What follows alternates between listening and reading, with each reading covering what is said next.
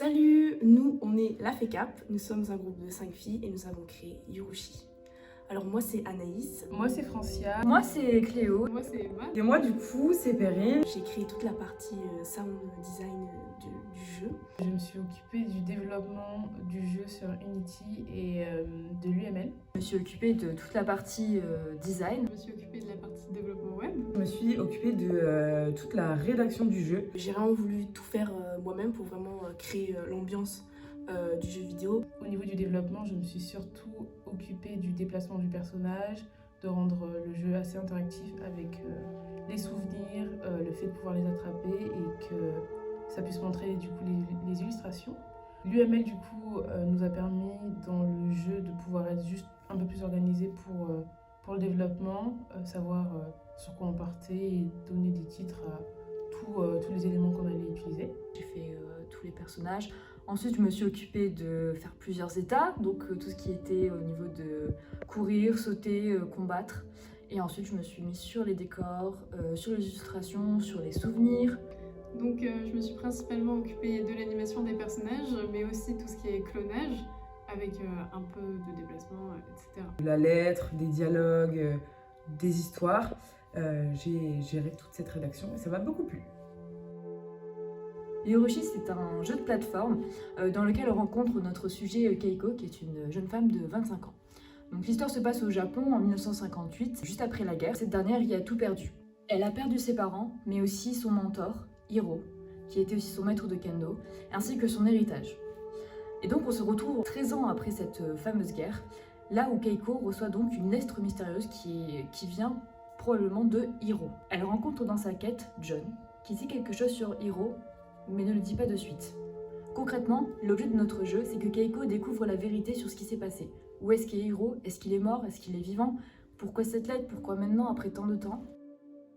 Donc le jeu s'organise en plusieurs étapes. La première, c'est celle de Keiko qui reçoit une lettre, celle de son mentor Hiro.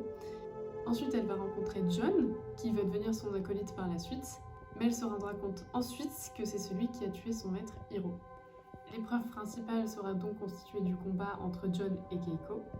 Ensuite, la dernière étape va comporter deux issues possibles, donc celle où Keiko va pardonner à John et l'autre où Keiko va devoir tuer John. La particularité du jeu, c'est que nous, on a décidé de miser sur le design et surtout sur l'histoire qui se cache derrière. On voulait faire un jeu beau, tant en termes d'esthétique qu'en termes de narration. Donc c'est pas un jeu où on va trouver des combats de partout, des bagarres en veux-tu, en voilà. Mais c'est vraiment un jeu avec une très belle histoire et une très belle morale qu'on a beaucoup travaillé. Au niveau de l'organisation, ça s'est très bien passé. Globalement, on a toutes eu les mêmes idées. Le thème du Japon, du coup, nous est arrivé assez rapidement. On s'est aussi beaucoup organisé dans ces phases de brainstorming avec Trello et tout ça. Du coup, nos valeurs nous ont conduits vers un personnage féminin, mais avec une histoire assez forte. Et on a toutes vraiment aimé développer cette histoire-là.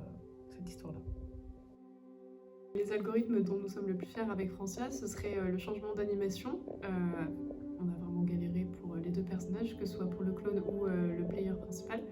Et ensuite, pour la création des dialogues. Donc on a suivi un tuto de 7 minutes, sauf qu'on a pris 2 heures à le faire.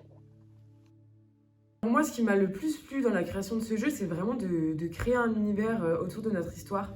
De pas seulement faire un jeu de plateforme où le seul intérêt pour le joueur, c'est de jouer et de finir, mais vraiment qu'il puisse découvrir de belles choses et apprendre sur différentes histoires. Ça m'a vraiment plu de créer cet univers-là. Ce qui m'a le plus plu dans la création de ce jeu, c'était vraiment l'étape du brainstorming, où on était tout ensemble et on réfléchissait à l'histoire, à ce qui allait apparaître dans le jeu.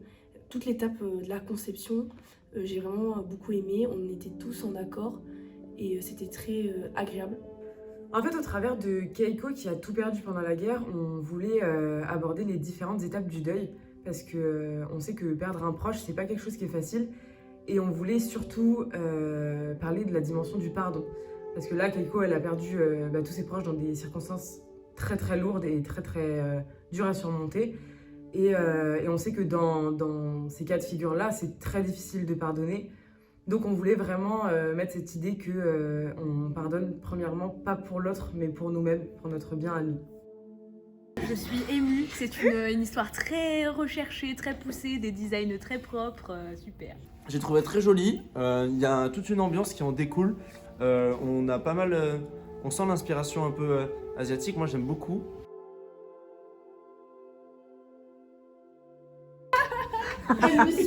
Luna, qui n'est pas dans notre groupe, participe à l'effort. Et du coup, on me dit non, mais...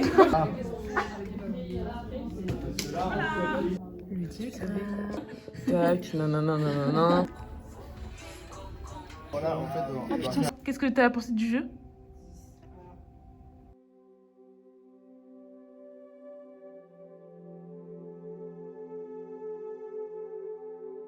On n'est pas dans votre groupe, pas de making of sur moi.